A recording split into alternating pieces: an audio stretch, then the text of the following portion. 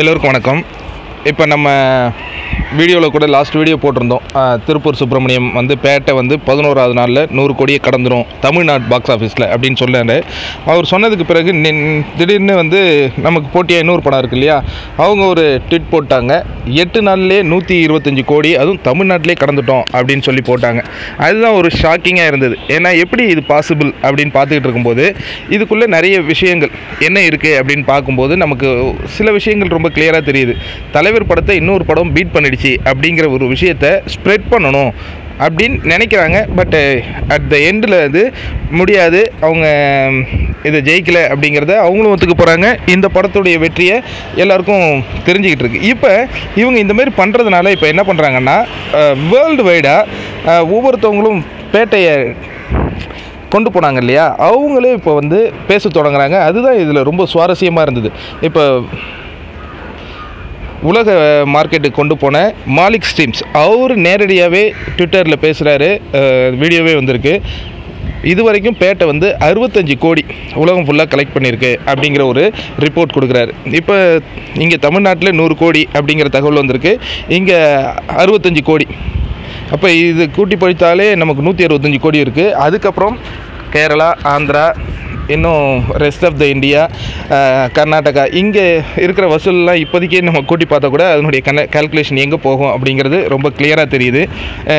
ஏதாவது இவங்க பேட்டையை எப்படியாவது மட்டம் தட்டணும் அப்படின்னு சொல்லிட்டு அவங்க போடுற ஒவ்வொரு விஷயமும் அவங்களுக்கே அது ஆப்போசிட்டாக போய் முடிகிறதுங்கிறது தான் அவங்க டே 1லேருந்து அதை ஐ திங்க் பார்த்துக்கிட்டு இருக்காங்கன்னு நினைக்கிறேன்.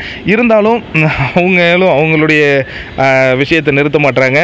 இங்கே நம்ம ஆட்களும் ஒவ்வொரு இடங்கள்லேருந்தும் அற்புதமான தகவல்களை எடுத்து அதை கொண்டு வராங்க. இப்போ நமக்காக யார் பேசுகிறாங்கன்னா, நம்ம பேட்டையை வாங்கி டிஸ்ட்ரிபியூட் பண்ண ஒவ்வொரு டிஸ்ட்ரிபியூட்டருமே இப்போ அழகாக பேச தொடங்கிட்டாங்க. நான் நம்ம வீடியோவில் கூட பதிவு பண்ணியிருந்தேன். ஒரு 2-3 நாளைக்கு முந்தானத்து கூட அவர் கேரளா டிஸ்ட்ரிபியூட்டர் கிளியராக அறிவிக்கிறார். அதெல்லாம் இதுதான் வந்து உண்மையான வெற்றி. அந்த பக்கத்துலேருந்து பார்த்தீங்கன்னா இந்த மாதிரி யாருமே பண்ணல. பட் ட்ராக்கர்ஸ் அப்படின்னு சொல்கிற அவங்க வந்து பாக்ஸ் ஆஃபீஸ் ரிப்போர்ட்டை கொடுக்குறாங்க. அவங்களுக்கு யார் அந்த ரிப்போர்ட் கொடுத்தாங்க அப்படிங்கிறது தான் இப்போ $1 மில்லியன் கொஸ்டினாக இருக்குது. அவங்க படத்துக்கு அவங்க எவ்வளோ வேணாலும் கொடுக்கலாம். பட் நம்ம படத்துக்கும் அவங்க சேர்த்து கொடுத்தது தான் விவாதத்துக்கு உள்ளாச்சு.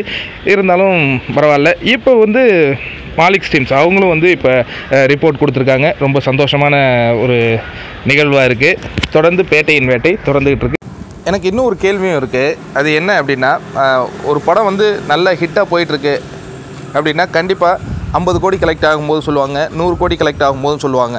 இங்கே 100 கோடி கலெக்ட் ஆகும்போது சொல்லவே இல்லை. திடீர்னு 125 கோடி கலெக்ட் ஆகிட்டுன்னு சொல்லும்பொழுது தான் அதில் சந்தேகம் வருது. ஏன்னா 100 கோடிங்கிறது ஒரு மிகப்பெரிய பெஞ்ச் மார்க். அது அறிவிச்சிட்டு தான் 125 கோடிக்கு அனௌன்ஸ்மெண்ட் வந்ததுன்னா அதுக்கு ப்ராப்பராக நம்புகிற மாதிரி இருக்கும்.